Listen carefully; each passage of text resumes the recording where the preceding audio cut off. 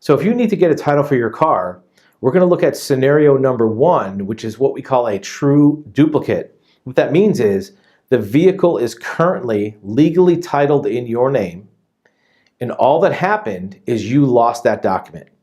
And I mean the title was already printed with your name on the front, your address on the front, and it was issued to you. You just lost it. It's not that it was signed over to you. It's not that somebody gave you a title application. It means you already have the title in your name. If that's the case, then here we go.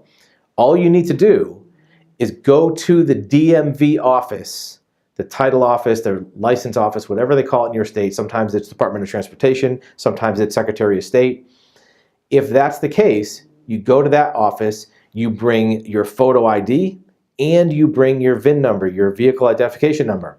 With those two things, you present them to the clerk. They'll look up in their system to make sure that you are the legal titled owner of that vehicle.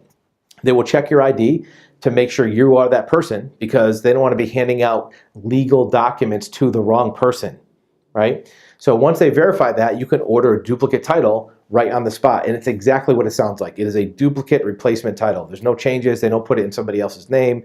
They don't change anything about it. Now, that's easy to do. In many cases, they may be able to hand it to you on the spot. Some DMVs now are going to a vault printing system where they don't keep blank titles on location because people were stealing the blanks and typing them up with any car they wanted, and it was a security problem. Sometimes now a state will have a vault where they print all the titles from. You can order it in the branch location, but they may have to mail it to you in a few days. One other curveball that may come up is if you had a lien on the vehicle, even if it's paid off, the DMV may not be aware that that lien is cleared. Here's why. When you paid the last payment on that car loan, the bank simply pulled that title out of their file cabinet. They signed it, stamped it, paid, and mailed it to you.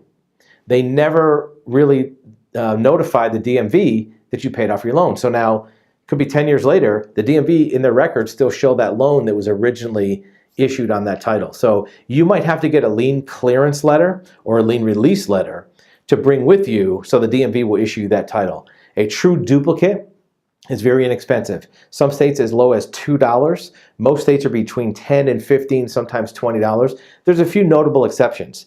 The state of Florida has a $70 or $80 fee. The state of Illinois has a $70 or $80 fee. Most states are relatively inexpensive, and you can do this yourself. You don't have to pay anybody to do this. You don't have to hire a title agent to do it. You can do it all yourself. You probably cannot do it online. You probably need to maybe download the form from the website, print it out, sign it. In most cases, the DMV is going to want to have good identification of you as the owner, so that way it protects you from having somebody just type in your VIN number online and get your title. You want to have your title protected so that only you are able to get it, and that is policed by having a legal form with a signature. Sometimes it has to be notarized if you're not going to be in person at the DMV office, but every state runs it a little bit different. So a true duplicate with no name changes is a very straightforward process. It's a little bit of bureaucracy because you are dealing with a government agency, but it's something you can do yourself,